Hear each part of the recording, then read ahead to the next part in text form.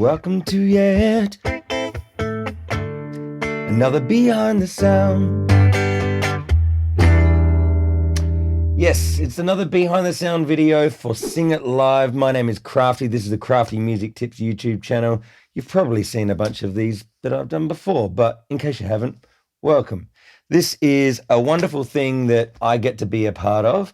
I get to not only perform in a song that's a classic song with a bunch of other fantastic musicians, vocalists, and Darren, the producer, in his basement studio, but I get to check out a little bit of what goes into the song that we're actually talking about and a little bit about what happens in the actual studio. So let's check out this wonderful song, Stumblin In. Our love is alive,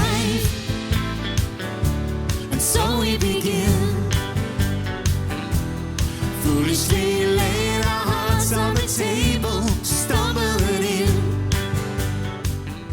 Now, of course, I don't need to tell you that the song was originally a hit with Chris Norman, the singer of Smokey, with Suzi Quatro.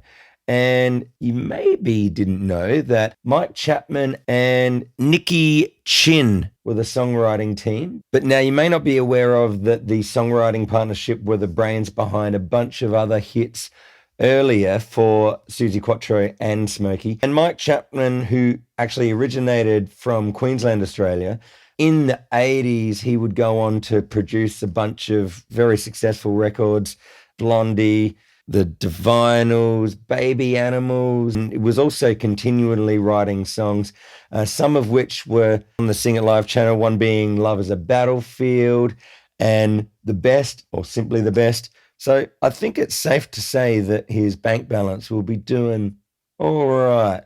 And so it should. I mean, like, what a crazy, amazing list of songs. And you know, what a great gift he's given to the world. All of these earworms that we'll be having. Thanks, Mr. Chapman. Our love is a flame, burning within. Now and then, firelight will catch us, stumbling in. Okay, so speaking of the song in question, Stumblin' In, I actually hadn't consciously heard it. The first time that I'd really sort of took notice of it was not that many years ago. I was doing a gig with my good mate Dave Gleason, who is a very successful artist who's been in Australia in the bands Screaming Jets and the Angels. And so he had the good fortune of singing with Suzi Quatro the song Stumblin' In at the Red Hot Summer Tour. And he said to me, he says, "Oh, do you know the song?" And thankfully, there's only 4 chords in it. So it didn't take me too long to learn it. But when I had to develop the guitar part for the Sing It Live rendition, I realized that there's actually a little bit more to it than just strumming some chords. You've got the da-da-da-da-da, da-da-da-da-da, which that's the first part. I guess that would be the chorus, and then you've also got that same riff but done in a harmony and up the octave. Da-da-da-da, da-da-da-da. And so that was actually really fun to do. Now, the thing about being that it's in some ways a simple song, one might say easy, but no, I wouldn't say that a song that is simple is easy if you have to do the same thing over and over quite a lot during the song, because you sort of forget where you're up to if you're not paying attention. And I'm not super familiar with this song myself, so I definitely had to try and concentrate and make sure that I could be doing the right part at the right time. Now, when you listen to the original, you'll hear that there's no electric rhythm guitar in addition to the chords. So Darren suggested, why don't I just do like a bit of a Motown thing? Da-da-da-da, da-da-da-da. Which I thought was actually really quite a good way of being able to not just be stuck standing there doing nothing. Not that there's anything wrong with having to do that in a way, but it's nice to be able to still contribute. I live to give. Now, checking out a live clip from the late 70s, you've got Chris and Suzi performing, and the guitar solo appears, and there's not one but two guitarists. So you've got one guitar that's going 2, 3.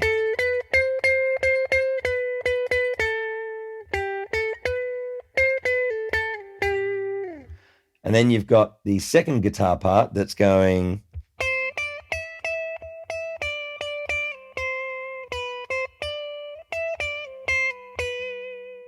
Now, if I had two of me, sadly, they haven't really gone that far enough with the cloning process. I shall call him Mini-Me. Maybe they have, but not in my direction they haven't. So I had to do it myself, all at once.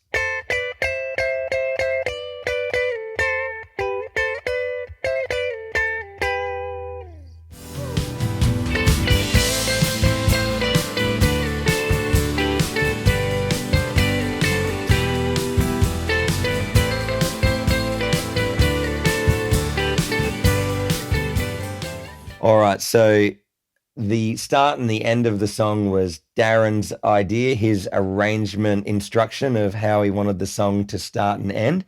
Just a little bit different from the original recording, and why not? Especially when you've got a song that fades out, you need to create some kind of ending. And so the intro that he got us to do, he said, we'll do it at the very end.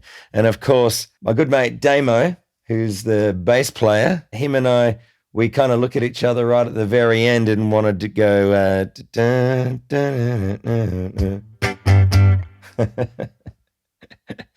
yeah, gee, I wonder why that didn't get chosen.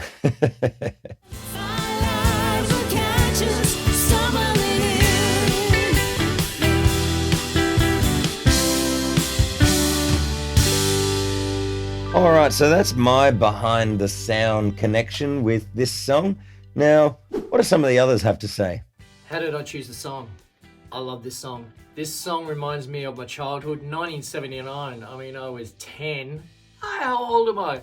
Stumblin In was just such a huge memory, and it was almost like the last of the real sort of strummed sort of country style tracks, and especially written by the same guys who wrote all of Smokey's tunes, Living Next Door to Alice and Don't Play Your Rock and Roll to Me and Oh Carol and all those awesome songs by Smokey. What an awesome band they were.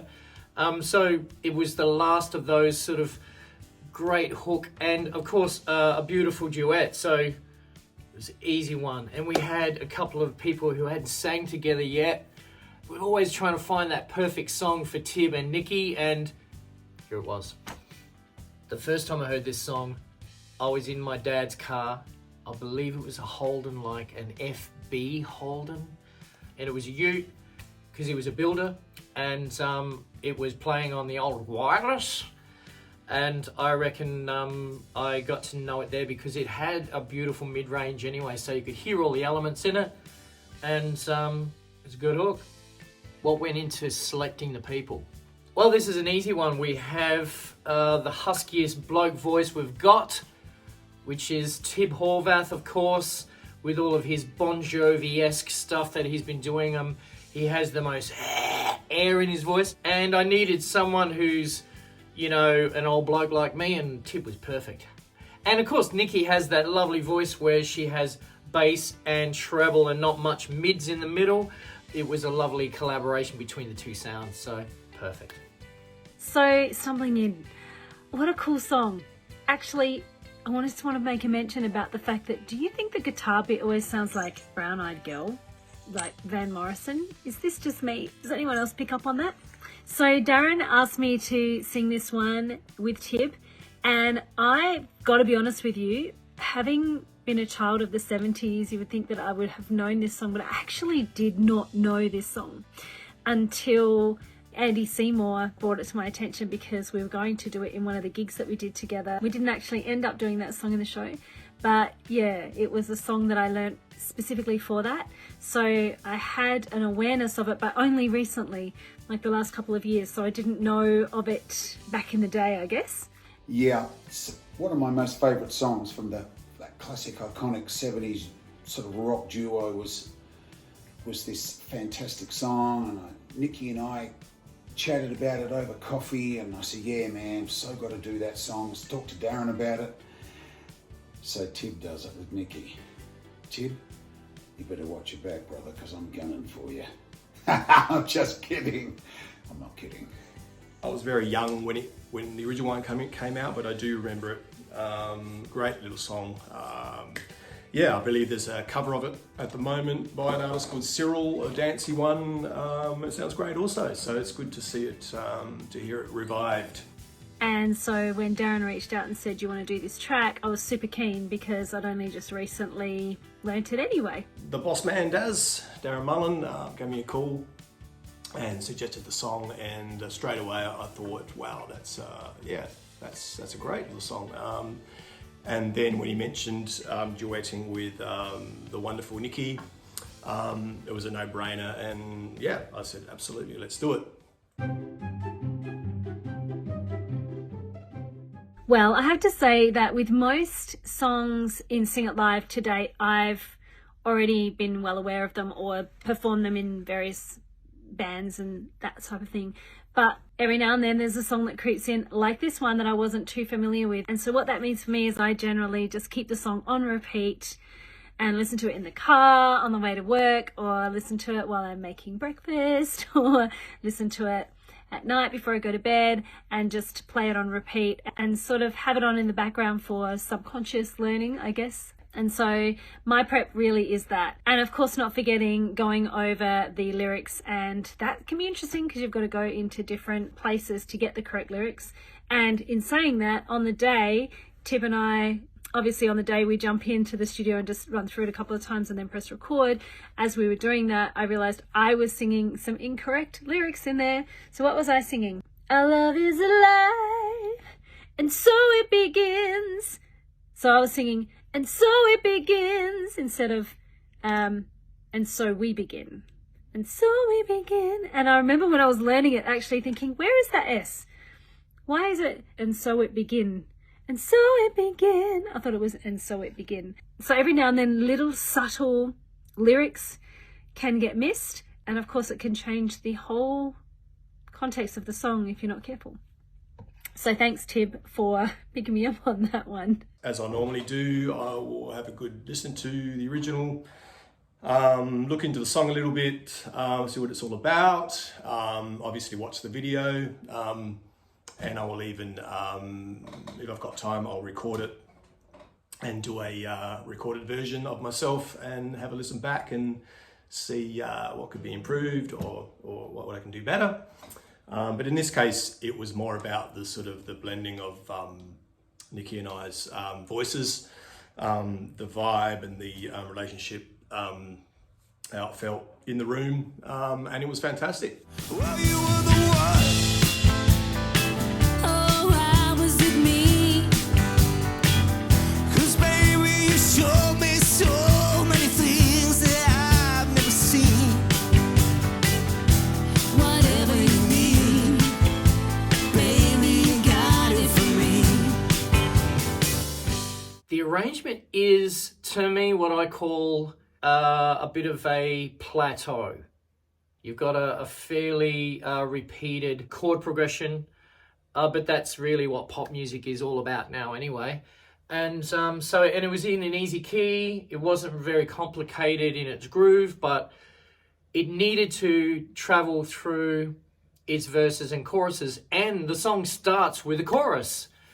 So you needed to go somewhere, so you couldn't really go wham with a big chorus and then backwards and forwards. So we chose to sort of sit back with the rim shot beginning, 4 on the floor kicks and a rim shot. If you're a drummer, you know what I'm saying. So he's not hitting the snare drum whack, he's just hitting it with a side stick. And that went through that whole first chorus, and then it was a drum fill into the verse, which actually lifted, hitting the kick drum harder. So the downbeat became bigger in the first verse, which is unusual. And of course the snare appeared, so you get that body blow of the snare in the first verse. But things like my strings, because I'm playing piano with my right hand, because I'm a right right-handed guy, and I play more complicated stuff with my fancy hand. And my left hand on the top was playing strings and organ layer. So I just played low and easy fillers on the keys there. So that helped the verses sort of be filled out. And of course, Crafty playing the low lines in the first little part in the first verse, and then going to the double lines where you're playing more 2 or 3 notes at once throughout the rest of the song. Challenges during the session, I think that Tib Horvath would have had the biggest challenge, having to sit next to Nicky and keep his composure. I know I probably couldn't. And, you know, Nicky's so confident and relaxed. Musically, onto musically. I think just working out the top and tail and making sure that the drum feel started the way it did and then went throughout the song. I think the arrangement really musically worked out great for us all. It worked itself out. Alright, so sometimes with a session there's more than one song, and sometimes you've done more than one session a few weeks in a row and you think, you know, you've got a bit of a sense sometimes for this song. You're like, that's an easy one. I've listened to the first few minutes of that, that's fine. So it's double session day, and second session is Stumblin In. And I have a quick listen to it because the other song's a little bit more involved that we're doing that day. And sometimes the, description can be a bit vague. You're doing this song and this is what happened and this is the time, see you there. Wait, not with Darren, surely. No, never. Anyway, so, and like, God bless him, Darren's organising multiple people to be available at the same time, the same day. It's like trying to align planets sometimes, so... Yeah, dealing with musos. Yes, so you don't want to stress him out, you don't want to ask too many questions because he's thinking of a million things at once. He's thinking about cameras, lights, sound, part, everything, he's doing it all. So you ask as limited amount of questions as you can. So the only question I thought I could get away with on this one is because I did have a last minute listen to the song and realize, this is a duet. And I've done a duet with Nikki not that long ago, so I'm assuming that I'm doing this duet with Nikki as well. Okay, so I don't know the words. It's the morning of. How about I just ask Darren, am I on acoustic or electric? And he's like, acoustic, of course. I'm like, okay, cool, So I'm in the car. Luckily for me, it's a 1-hour drive to Darren's studio. So a duet, I only got to learn half the words because I'm only singing half the time. That's fine. So by the time I get there, I'll have this thing down. So I'm cramming the lyrics on the way there, and I'm thinking, actually, this is a good song. This is going to turn out really good. I'm stoked to be doing this one. And so we rock up. First song's first. No worries. Off we go. Second song comes along. I'm getting ready for my moment. And in walks Tib.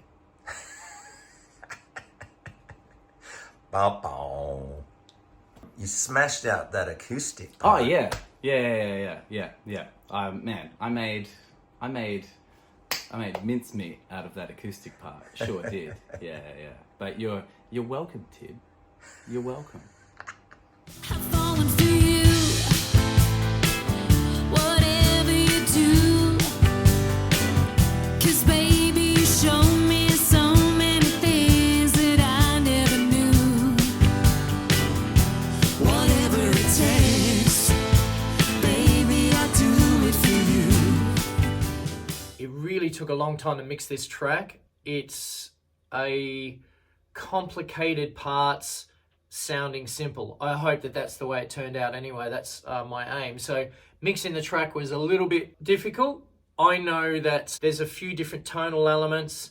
I had layered strings and organs together and trying to make those two sounds that were together, and I couldn't separate them to mix them together. I hope that still worked. I think my electric piano, was a little bit distorted, which I didn't want, but it is what it is. The acoustic was a pickup and it ran all the way through the track, but that needed to be the glue and be constant throughout the track. The bass, making sure that it had enough mid-range to come out on an iPhone. This is all geek tech stuff, really, isn't it? The drums were easy, and I think the voices, getting their volumes perfect together, because sometimes you're singing a lead line and then you're singing a harmony and the other person sings a lead line and your volume needed to come down because harmonies aren't louder than lead lines. So it was a bit of constant volume drawing to make sure that always, at all times when Nikki and Tib were singing together, their voices were in a good blend. And then once that was done, it was really sitting those two things in the band as a nice volume.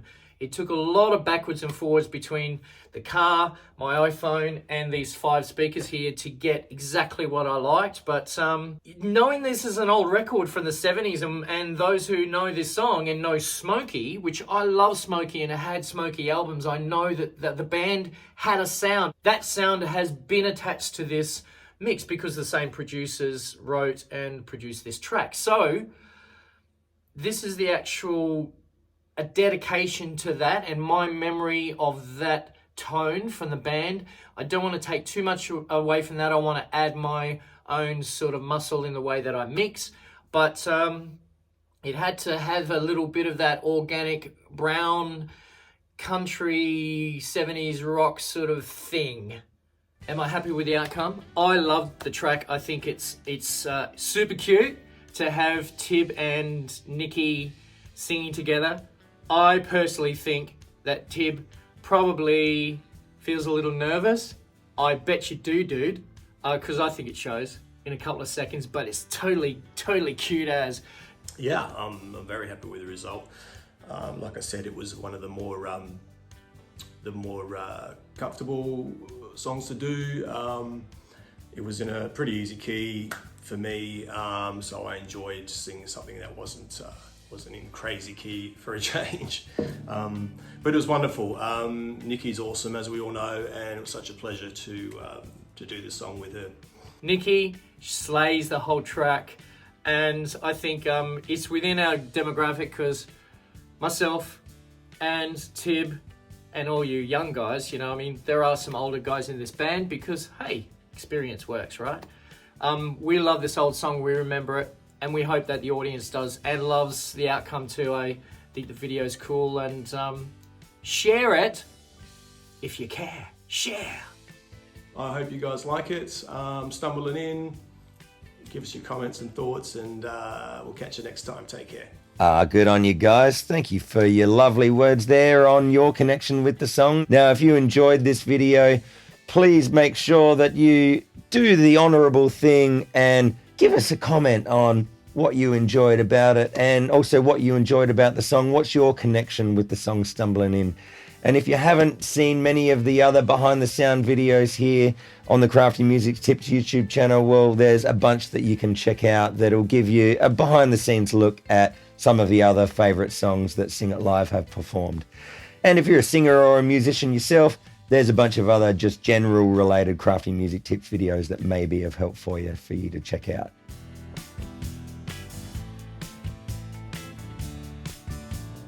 So I think that's it for this video. I'll see you in another one. Just remember that on your musical journey, whatever it is that you're up to, don't try and do everything. Just do the next thing. Hope that helps. We'll see you soon.